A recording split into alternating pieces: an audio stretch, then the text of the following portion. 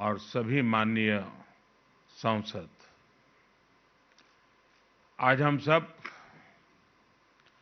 दीनदयाल उपाध्याय जी पुण्यतिथि पर अनेक चरणों में अपनी श्रद्धांजलि अर्पित करने के लिए एकत्र हुए हैं। पहले भी अनेकों अवसर पर हमें दीनदयाल जी से जुड़े कार्यक्रमों में शामिल होने का, अपने विचार रखने का और अपने वरिष्ठ जनों से विचार सुनने का अवसर मिलता रहा है। यहां पर तो सभी लोग उस विचार परिवार के सदस्य हैं।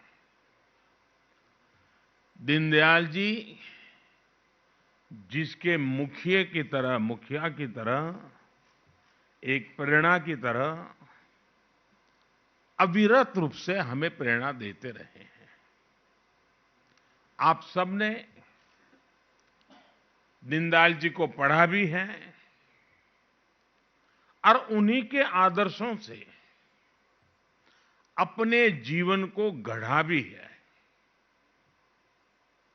और इसलिए आप सब उनके विचारों से, उनके समर्पण से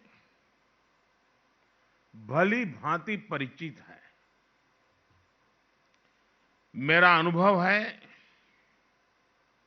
और आपने भी महसूस किया होगा कि हम जैसे जैसे दीनदयाल जी के बारे में सोचते हैं, बोलते हैं, सुनते हैं, उनके विचारों को पढ़ने का प्रयास करते हैं, हमें उनकी बातों में, उनके विचारों में हर बार एक नई ताजगी, एक नया दृष्टिकोण, एक नवीनता का अनुभव होता है।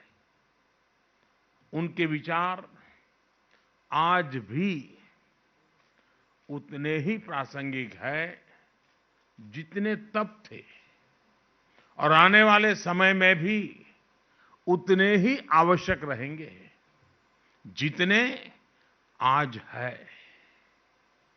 एकात्म मानव दर्शन का उनका विचार मानव मात्र के लिए था। इसलिए जहां भी मानवता की सेवा का प्रश्न होगा, मानवता के कल्याण की बात होगी, दीनदयाल जी का एकात्म मानव दर्शन प्रासंगिक रहेगा ही रहेगा। एकात्म मानव दर्शन में विशेष रूप से इन तीन शब्दों में व्यष्टि से समष्टि की यात्रा व्यक्त होती है, स्वार्थ से परमार्थ की यात्रा का मार्ग स्पष्ट होता है और मैं नहीं तू ही का संकल्प भी सिद्ध होता है। साथियों, हमारे यहां कहा गया है, स्वदेशे पूज्यते राजा, स्वदेशे पूज्यते राजा, विद्वान सर्वत्र पूज्यते। अर्थात सत्ता की ताकत से आपको सीमित सम्मान ही मिल सकता है। जहां सत्ता की ताकत प्रभावी होगी वहीं सम्मान मिलेगा, लेकिन विद्वान का सम्मान हर जगह होता है। दीनदयाल जी इस विचार के साक्षात जीता जागता उदाहरण है। उनका एक एक विचार, उनके एक एक शब्द उन्हें पूरी दुनिया में एक विलक्षण व्यक्तित्व बना देते हैं। सामाजिक जीवन में एक नेता को कैसा होना चाहिए, भारत के लोकतंत्र और मूल्यों को कैसे जीना चाहिए, दीनदयाल जी इसके भी बहुत बड़ा उदाहरण है।